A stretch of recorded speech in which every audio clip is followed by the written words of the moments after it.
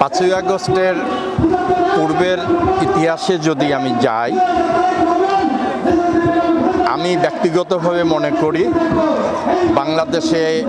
সারা বাংলাদেশে হাতে গোনা 2-4টা যে উপজেলা ছিল যেখানে বাংলাদেশ জাতীয়তাবাদী দল মাথা উঁচু করে ফিল্ডে টিকেছিল, তার ভিতরে অবশ্যই আমাদের অভিভাবক রেজা আহমেদ বাচ্চু মোল্লার নেতৃত্বে দৌলতপুর বিএনপি মাথা উঁচা করেই দৌলতপুরে টিকেছিল।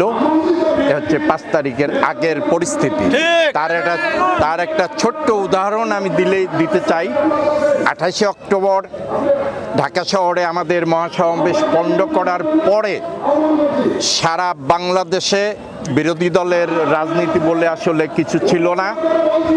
ওই অন্ধকারে কুয়াশার মধ্যে একটা ব্যানার টুক করে ধরে ফটো সেশন করেই আমাদের পালাতে হয়েছে। সেই পরিস্থিতিতেও 7ই জানুয়ারি নির্বাচন ছিল, সমস্ত মানুষ জানতো হাসিনা আবার 5 বছরের জন্য ক্ষমতায় এসে গেল। তারপরেও 6ই ডিসেম্বর প্রকাশ্য দিবালোকে রেজা আহমেদ বাচ্চু মোল্লার নির্দেশনায় আমরা তারাগুনিয়ায় কুষ্টিয়া দৌলতপুরের প্রধান সড়কে মিছিল করেছি, এবং যেটা সারা বাংলাদেশের 3য় বৃহত্তম মিছিল। This is Daulatpur, this is Reza Ahmed Bachchu Molla. এই হচ্ছে আমি বলবো 5 তারিখের আগের প্রেক্ষাপট। 5 তারিখের পরে এসে বাংলাদেশ রাজনীতির এক ক্রান্তিকাল পার করছে, সেটা আমরা সবাই জানি।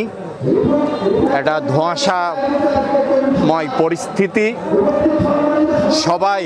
সবার ভিতরে এটা যে আগামীতে কি হতে যাচ্ছে সে নিয়ে প্রশ্ন আছে। নির্বাচন হবে কিনা প্রশ্ন আছে। যদিও আমরা নতুন বন্দোবস্তের গান শুনছি, কিন্তু নতুন বন্দোবস্ত এদেশের আপামর জনগোষ্ঠী চায়।